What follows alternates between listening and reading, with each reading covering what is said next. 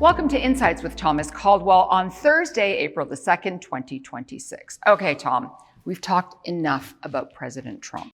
Let's move on. I wasn't going to mention his name. Let's talk about Canada. What's your view about Canada and our governments? Well, government, I have to take a look at all three levels. What didn't surprise me last week, the federal government and the provincial and the city government announced almost a $9 billion housing project in Toronto. Along the same time, there was $3 billion for Indigenous purposes. So here we're talking $11 billion is spent. Now, what I'm finding is that governments come up with these programs to correct problems that they have actually instituted. You know, $8 billion, why don't you cut taxes by that amount? For example, roughly 30% of the price of a house goes to taxes, and more than that when you're talking about regulatory delays, getting approvals to do things. Governments are the problem, and we've got to get away from this old type of government in Canada. We've got to be more efficient, and we've got to encourage the contributors, the people who are working hard, people who are trying to create businesses. That creates the jobs, and that leaves more money to help people who need help. But if you work on a static economy by just taxing, and regulating, you've stopped it. And that's what we've done. We've had no growth for almost 10 years. We have to reverse that stance. I've given Mr. Carney the benefit of the doubt for 1 year. There's been a lot of verbiage, a lot of traveling around, a lot of memorandums of understanding. There hasn't been one shovel stuck in the ground to do anything. We're still talking about dusting off old projects. What I'm suggesting is governments have got to strive to be more efficient. We live in a competitive world, not only corporately, but also from a country point of view. And governments have got to think about what does our policy encourage people who are working, the contributors. And I don't think they're there yet in the thinking. There's still this old, let's buy votes with these super duper projects, bang ourselves in the chest as they did when they announced spending our money and our children's money, which is borrowing for the future. So we haven't got away from the old model, and we've got to change that, or we're just going to stay static as a country, because we've lost 10 years.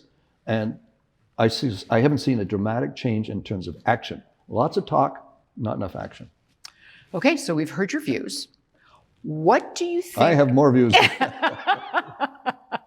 All right, let's go to the next views. What do you think about the Canadian stock market and the possibilities there? Well, I keep thinking of the phrase large promise and poor performance. Canada should be the destination of choice for world capital. Canada could be the Switzerland of the North. We have a legal system that generally works, at least for corporate world, maybe not for crime.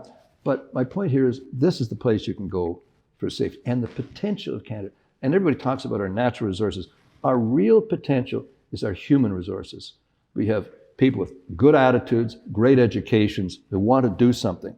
And if we don't have the capital available for them because this new generation is quite entrepreneurial. I see that with the university interns that we have in. And if they can't raise the money to try their ideas, to try out new things, they're going to the States. That's going to be our biggest export. And remember, the big companies aren't the innovators. IBM missed the cell phone, the PC, everything else. They missed the whole, that's IBM. Bell Canada has been, for want of a better phrase, a loser company for many, many years in this country. They weren't the innovators and stuff here. It comes from the entrepreneur. So part of the contributors, the most critical contributor group is the entrepreneurs. We do nothing to encourage that. If anything, we do everything we can to discourage it, from securities regulation right down to just regulations to do anything in this country. But I think the potential of Canada is astronomical. Now, politicians are never going to get it 100% right, but anything we do has to be an improvement over the last 10 years that we've had in this country. So if we get it even halfway right, the Canadian environment can be an incredibly positive place to be.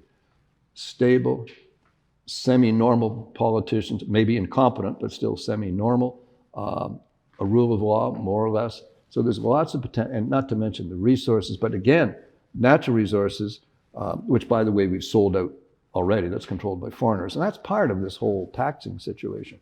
So we got to do something simple. Cut taxes, simplify regulations. Do those two things, and I think the Canadian market will be on wheels. I can't wait for your views next month. I can't either.